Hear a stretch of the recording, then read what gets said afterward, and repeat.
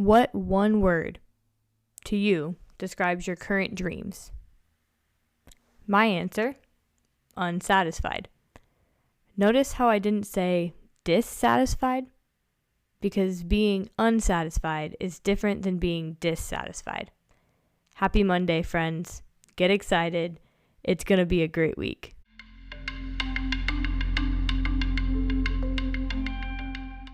This podcast is designed to encourage you to fuel your unsatisfied dreams and pursuits in this life with a healthy dose of passion.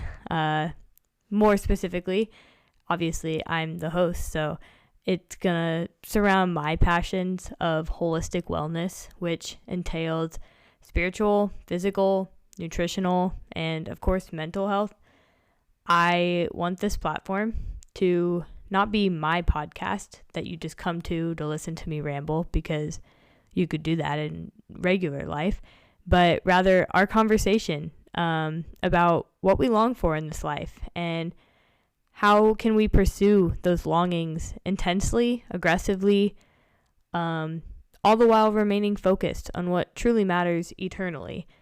Today, I want to argue the difference between dissatisfaction and unsatisfaction, as well as lay the framework for how do you identify those passions that you want to pursue in life. So first, root of both of these words is satisfaction. If you grab a book definition of satisfaction, it is fulfillment of one's wishes, expectations, needs, or pleasures. Another definition was that it is the fulfillment of an obligation or a paid debt, which brings me to my definition of satisfaction as a noun, but more specifically a proper noun, and his name is Jesus Christ. But returning to those prefixes, the prefix dis and un both simply negate the word that comes after them. So you might conclude that they both mean not satisfied. This is true, but if they were exactly the same word, we wouldn't have both of them. So let's dive just a little bit deeper. And I'm going to sound like an absolute English nerd, but track with me just a little bit. So, in most cases, and there are some exceptions, I'm not an English professor, but typically precedes a word to state that that root word has not happened yet, while dis usually means that the root word occurred and was reversed. Dis is the antithesis or opposite, while un is the absence. So in another example, disorganized versus unorganized. Dis highlights that it was organized and got screwed up somewhere, while unorganized offers up the hope that it is sort of a work in process. At least that's how I like to look at it. So if I'm a disorganized person, I've made it clear that I just can't be organized. Whereas if I'm an unorganized person, I just haven't got there yet. So, returning to dissatisfied, unsatisfied. Dissatisfied is when satisfaction has been given but rejected, while unsatisfactions are things that just haven't been fulfilled yet. So the main difference is that dissatisfied describes a feeling of displeasure or unhappiness, while unsatisfied describes a feeling of being unfulfilled or needing more of something. You are dissatisfied with a quality of something, while you are unsatisfied with the completeness of something. So just to really hammer this into your head, some of the synonyms may help. So dissatisfied is such as displeased, disappointed, you're lacking contentment, and it's primarily used to describe a person's feelings. So he was dissatisfied with the bad taste of a meal, while unsatisfied is just incomplete. So he was still hungry after a small meal, so his hunger was unsatisfied. So when we look back at this whole point of this podcast is that we are unsatisfied. We're just not fulfilled yet. It's not like we're dissatisfied where we're disappointed or we're focusing on a negative reaction to something. We're just waiting for more. So I hope that kind of convinces you that unsatisfaction is the key here, because that's what's going to push us to continual improvement, growth, and ultimately pursuing our passions. So let's lay the framework now for starting the pursuit. Now that you have embraced your unsatisfaction, the first step is identifying the passion to pursue, the thing you're hungry for more of. Many of you probably have an idea of something that you really enjoy or something you've always been good at, but that doesn't necessarily make it your passion. Personally, I'm really good with numbers. I'm a pretty solid accountant, and it was something that always came easy to me. So I got a degree in business and am pursuing my CPA because again, always good at it. People told me I should do it. But I can honestly tell you that it is not my passion. My passion is enhanced in my work as an accountant, but being an accountant doesn't consume me, consume my heart and soul and my dreams the way my passions do. So it's key to kind of distinguish between like what you're good at, what your work is, and truly what lights you up inside. And so here's a little technique I like to use to identify my passions and how I've sort of figured out what I want to pursue in this unsatisfying life. So my passions are identified in 5 H's.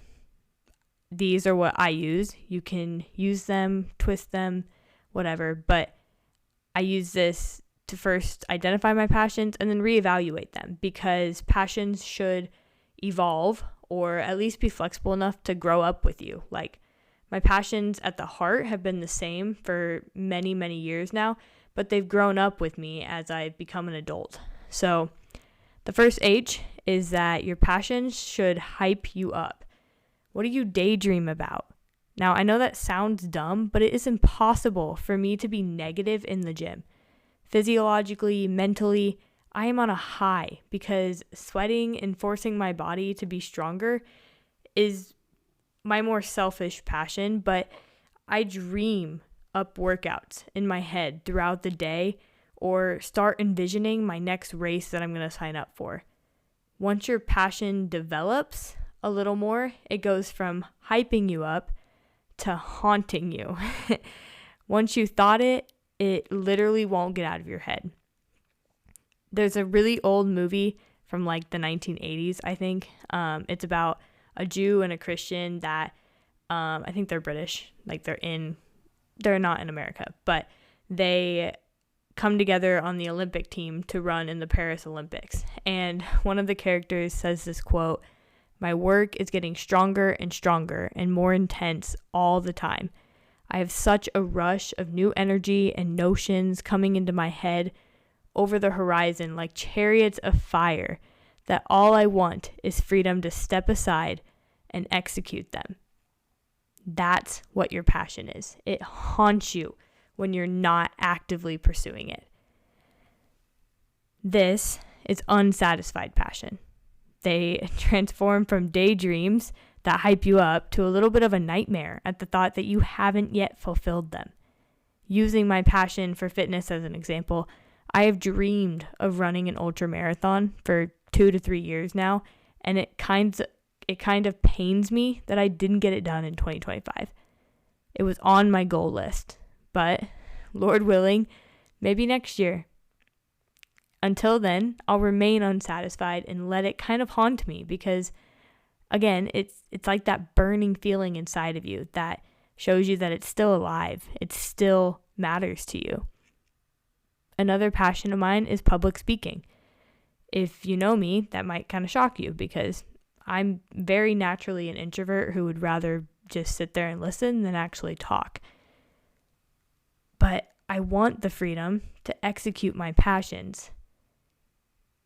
It's not my current career choice because it kind of scares me. And what if I begin talking and I just get rejected? So I've resisted that passion. Not like my fitness or my baking. Those things I've pursued, but the public speaking I've hid from. Another great book is The War of Art, and it is a book about the author who is a writer, but he talks about comparing our passions and our dreams to a tree and the resistance and fear of them to the shadow of that tree. So the bigger the tree, the bigger the shadow. The bigger the dream, the more you will resist it. That's why passions haunt you a little bit. They should scare you, because if they don't scare you, then they're too comfortable and they're probably not worth pursuing, in my opinion. Now, you can have your own opinion, but I want my passions to scare me a little bit. That's what this podcast is all about, and hoping that I get somewhere with this, that it helps me stop resisting that passion of mine. Now, the next two H's are kind of interchangeable, and they break the kind of chronological order of this technique, because H's 3 and 4 are that your passions will heal you and hurt you. That sounds backwards, but it is true. If you love something enough to call it a passion, you will fall in and out of an unhealthy relationship with it. Returning to my passion for fitness, initially it healed me. I found an outlet for the pain and self-hatred I was feeling in throwing around heavy weight in the gym, and going on long runs, and endlessly letting my mind run at peace on dirt roads for hours with no distractions. It solved a problem and eased an unrest in my life. When I began running seriously and lifting seriously, I shut off my brain, and I made the pain I was feeling tangible and productive. Again, it wasn't the healthiest approach, but I wouldn't be the fitness enthusiast and health evangelist I am today if I didn't go through that pain and let the passion offer me some relief and ultimately heal me. It did heal a piece of me, then it took over. I became obsessed with it, and it started to hurt me. My fitness and nutrition passion reached an unhealthy state, which I'm sure I'll cover in depth at a later date, but the gym and running went from being therapy to being a boxing ring where I was the punching bag. But with some time and some reflection and some outside intervention via a broken leg, I'm happy to say that my passion is again healing me. Passions should fit into your stage of life or your current state of mind. So they will hurt and heal you repeatedly. In Ecclesiastes, again, one of my favorite books, and that verse 1:8 is the heart of this podcast, but it talks about there's a season for everything. A time to mourn and a time to be joyful, a time to hurt and a time to heal in this case. So your passions should cycle with you as you go through life. That's how you know that they're there to stay, like they're harmonious with your life, not restrictive, not like a job. They are your passions. And that will develop throughout several episodes, because talking about passions is one of my passions. So the final H is a key to the longevity of a passion and the positivity of that passion.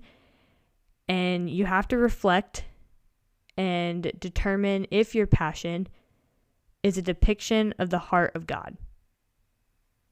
I'm hoping that most of you listening to this podcast have had an encounter with Jesus and hopefully have come to trust him, or at least are playing with the idea that he is your savior, because newsflash, he is your savior.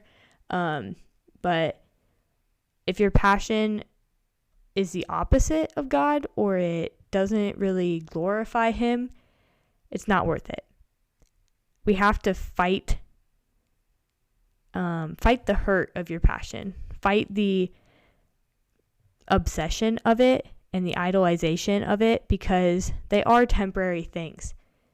I hope someday when Jesus returns, I get to hit a sick leg day in heaven, but I'm guessing I'll be too busy with the rest of finally being satisfied that my workout can disappear. And it will succumb to nothing when Jesus has satisfied every bit of me. I won't need passions. I know there's some theological debate of what heaven looks like one day. Honestly, I just know it's going to be way better than what this is, so I'm not worried about it. But if we get to continue our passions in heaven one day, great. If not, great. Like, it's not a worry of mine that maybe I won't hit a workout one day. So that's beside the point. The main idea is that if your passion doesn't embody Jesus or show others the love of God, then that passion will not heal you. No matter if it hypes you up, it will only hurt you and probably hurt those around you. So this final H, that your passion should be the heart of God, is most important, and the tipping point for determining if your passion is worthy of an unsatisfied pursuit for growth and improvement and service to others. I have a few other passions that I'm pursuing on top of fitness and public speaking. I'd say there's 3 that I have developed over my life, and as of now, passed this 5H test to continue to pursue, continue to dream about. And I hope you are inspired to use this technique, or at least spend some time identifying the passions that hype you up, haunt you a little bit, heal you, hurt you temporarily, and show the heart of God to those around you. Because when you're passionate and it reflects God, that's evangelism. That's what makes people go, whoa, you're a little bit different. I want to know what makes you a little bit different. And then you can point the finger back up and say, that guy who saved me, he lights this fire in me. He is the fire in me, and he is my passion. So I pray that this week you spend some time talking to God, talking to those around you, journaling, whatever it takes to distinguish what passion you're longing to pursue. And maybe eliminating some old passions that are dissatisfying, meaning that you tried them, maybe you played around with it a little bit, and it's not worth it, because it's not even like you didn't feel the satisfaction. It gave you a negative reaction. So those are the passions we want to eliminate. We want to discern which ones are truly, truly passions that we should pursue. And that's what this 5H method helps you do. So yeah, as we go into this week, I hope that you starve the lies of this world. Spend some time building your body, fortifying your mind, fuel some passions in this world. But until Jesus returns, stay hungry. And guys, always stay unsatisfied.